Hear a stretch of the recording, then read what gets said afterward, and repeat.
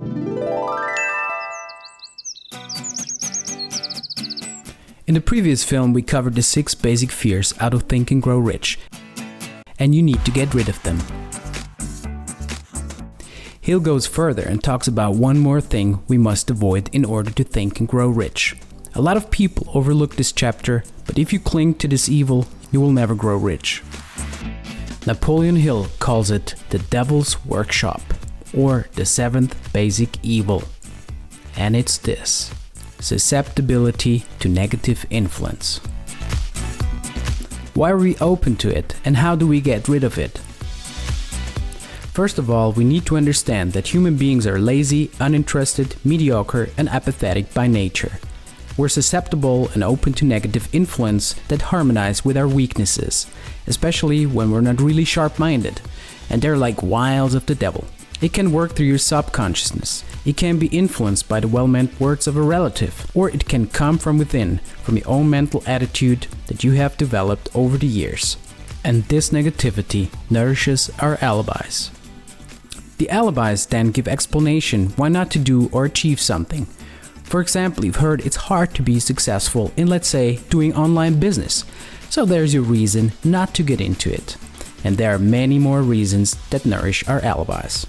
Plato had this truth in mind when he said, "The first and greatest victory is to conquer yourself. To be conquered by yourself is, of all things, most shameful and vile." So examine yourself. Do you find fault with other people at the slightest provocation? Are you envious of those who surpass you? Do you suffer from any of the 6 basic fears? Are you permitting some relative or acquaintance to worry you? Do you have a definite major purpose? These are things you must know about yourself so you're ready to conquer them. So if you want to be successful, you must protect yourself against this evil. But how? You have willpower and you must use it constantly. Keep your mind closed against people who depress or discourage you in any way. Deliberately seek the company of people that influence you to act and think for yourself. Clean out your medicine chest, throw away pill bottles, and stop pandering to colds, aches, pains, and other imaginary illnesses.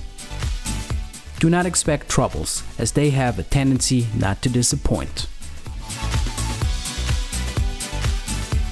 If you fail to control your own mind, you can be sure that you will control nothing else. Here's an example of somebody we all know and has done it well. Henry Ford was cuffed when he tried out his first automobile on the streets of Detroit. Some said the thing would never be practical. Others said no one would pay money for such a strange machine. Ford decided to trust his own judgment and said, "I'll belt the earth with dependable motor cars." And he did. This resulted in a fortune far greater than the next 5 generations of his descendants could squander.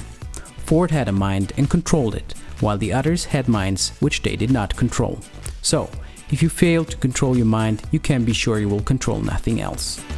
Bottom line, previously you have had what seemed logical excuses, but the alibis are now obsolete and you know how to avoid susceptibility to negativity.